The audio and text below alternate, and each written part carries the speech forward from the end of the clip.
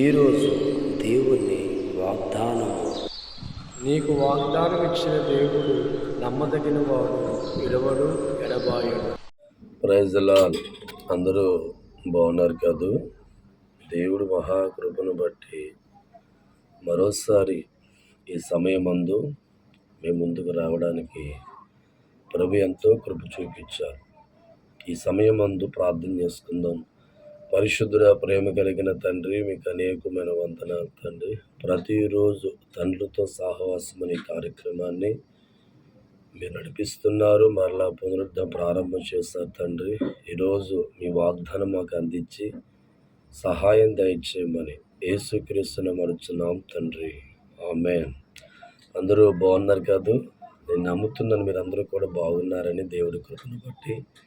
ఈ సమయం ముందు దేవుడి యొక్క వాక్యాన్ని ధ్యానం చేసుకుందాం. చూడండి, ఇక్కడ కీర్తనా గ్రంథం 136 అధ్యాయము 23వ వచనం ధ్యానం చేసుకుంటే, మనము దీనదశలో ఉన్నప్పుడు ఆయన మనల్ని జ్ఞాపకం చేసుకొనెను, ఆయన కృప నిరంతరం ఉండును. దేవుడు స్తోత్రం. ఈ ఉదయకాలమే చక్కని వాగ్దానంతో దేవుడు మనతో మాట్లాడుతున్నాడు. గమనించండి, మనము దీనదశలో ఉన్నప్పుడు మనల్ని జ్ఞాపకం చేసుకుంటాడు అని వాక్యం సెలవిస్తుంది. లోకమంతా మనం పరిశీలిస్తూ ఉంటే మనుషులుగా మన జీవితాలు కష్టాల్లో, బాధల్లో, కన్నీరులో, అవమానకరమైన పరిస్థితుల్లో ఉన్నప్పుడు మనల్ని జ్ఞాపకం చేసుకోవాలి అనే ఆలోచన బంధువుల్లో కానీ, చుట్టాల్లో కానీ, స్నేహితులు అనబడిన వారిలో ఏ ఒక్కరికి కలగదండి. ఎందుకంటే సుఖములో మనల్ని జ్ఞాపకం చేసుకోవడానికి, మనతో కలిసి ఉండడానికి అనేకులు ఉల్లాసముగా, ఉత్సాహముగా కదిలి వచ్చేవారు కనబడతారు. కానీ మన కష్టాల్లో, బాధల్లో, కన్నీరు వంటి పరిస్థితుల్లో ఉన్నప్పుడు మనల్ని జ్ఞాపకం చేసుకోవాలి, మనతో ఉండాలి అనుకునేవారు ఏ ఒక్కరు కూడా లోకంలో కనబడరు. కానీ మనం నమ్ముకున్న దేవుడి యొక్క వాగ్దానం గమనిస్తే, మనము దీనదశలో ఉన్నప్పుడు మనల్ని జ్ఞాపకం చేసుకునేను. దేవుడి స్తోత్రం.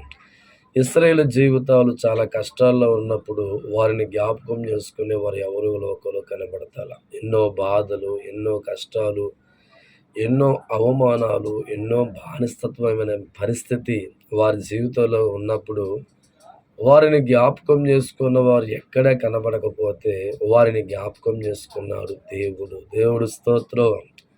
ఈరోజు నీ జీవితం కూడా కష్టాలు, కన్నీళ్ళు, బాధలు, అవమానకరమైన పరిస్థితుల్లో కొనసాగుతున్నప్పుడు భయపడమాక. లోకమంతా నేను జ్ఞాపకం చేసుకోకపోయినా, బంధువులందరూ నేను జ్ఞాపకం చేసుకోకపోయినా, చుట్టాలు అనబడిన వారందరూ నేను జ్ఞాపకం చేసుకోకపోయినా, నువ్వు నమ్ముకున్న దేవుడు నీకు ఇస్తున్న వాగ్దానం, నీవు దీనదశలో ఉన్నప్పుడు, మీరు దీనదశలో ఉన్నప్పుడు ఆయన మీ జీవితాలని జ్ఞాపకం చేసుకోబోతున్నారు. ఆయన మీ కుటుంబాలను జ్ఞాపకం చేసుకోబోతున్నారు. నీ కళ్ళల్లోంచి కారుతున్న కన్నీరుని దేవుడు జ్ఞాపకం చేసుకోబోతున్నారు. నీ పాదాలు దేవుడు ముందు మోకరించిన పరిస్థితిని దేవుడు జ్ఞాపకం చేసుకోబోతున్నాడు. ఎంత చక్కని వాగ్దానం. దేవుడు ఏ మనిషి జీవితాన్ని అయితే జ్ఞాపకం చేసుకుంటాడో ఆ మనిషి జీవితం గొప్పగా మార్చబడుతుంది, ఆ కుటుంబం గొప్పగా మార్చబడుతుంది. ఈ ఉదయకాలమే కన్నీళ్ళతో ఉన్న నీ కుటుంబాన్ని దేవుడు జ్ఞాపకం చేసుకోబోతుండగా భయపడమాక. నీవు ఆ కన్నీళ్ళు ఉండే పరిస్థితి నీకు రానివ్వరు. ఎందుకంటే ఏ కుటుంబాన్ని దేవుడు జ్ఞాపకం చేసుకుంటాడో ఆ కుటుంబం ఎంతగానో దేవుడి చేత వారికి ఉన్న కన్నీళ్ళలోంచి, వారికి ఉన్న బాధల్లోంచి, వారికి ఉన్న కష్టంలోంచి దేవుడే వారిని బయటికి తీసుకొస్తాడు. దైవజనమా, ఈ యొక్క ఉదయకాలం చక్కగా దేవుడు నీకు ఇస్తున్న వాగ్దానం బట్టి ధైర్యం తెచ్చుకుంటావా? మనుషులందరూ నేను జ్ఞాపకం చేసుకోకపోయినా దేవుడు నిన్ను జ్ఞాపకం చేసుకోబోతున్నాడు. హల్లెలూయా, హల్లెలూయా. దేవుడే నీ జీవితాన్ని జ్ఞాపకం చేసుకోబోతుండగా నీవున్న దీనదశలోంచి ఆయన నిన్ను విడిపించబోతున్నాడు. నీవున్న కష్టంలోంచి ఆయన నిన్ను విడిపించబోతున్నాడు. నీవున్న బాధల్లోంచి ఆయన నిన్ను విడిపించబోతున్నాడు. నీకున్న ఇబ్బందుల్లోంచి ఆయన విడిపించబోతుండగా ఈ ఉదయకాలం దేవుడు వాగ్దానాన్ని నమ్మి నీ గుండెల్లో దాచుకొని ముందుకు సాగే వ్యక్తిగా మారుతాయి. వచ్చాడమా. అందుకే చక్కగా ఈ ఉదయకాలం మన జీవితాల్ని దేవుడు జ్ఞాపకం చేసుకోబోతున్నాడు. చూడండి, ఆనాడు మరి గమనిస్తూ ఉంటే దైవజనమ, మరి హన్నా చాలా సంవత్సరాల నుంచి బిడ్డలు లేక బాధపడుతూ ఉన్నప్పుడు మరి హన్నా జీవితాన్ని దేవుడు జ్ఞాపకం చేసుకున్న తర్వాత ఆ పరిస్థితి మళ్ళా అన్నాకి లేదు. బిడ్డలు లేని పరిస్థితి, ఆవేదనకరమైన పరిస్థితి, కన్నీరు వంటి పరిస్థితి, దుఃఖం వంటి పరిస్థితి దేవుడు జ్ఞాపకం చేసుకున్న తర్వాత ఆ పరిస్థితులు ఆమె లేదు గానీ చక్కని చిరునవ్వులతో కలిగిన జీవితాన్ని దేవుడు అనుగ్రహించాడు. చక్కని ఆనందాన్ని ప్రభు అనుగ్రహించాడు.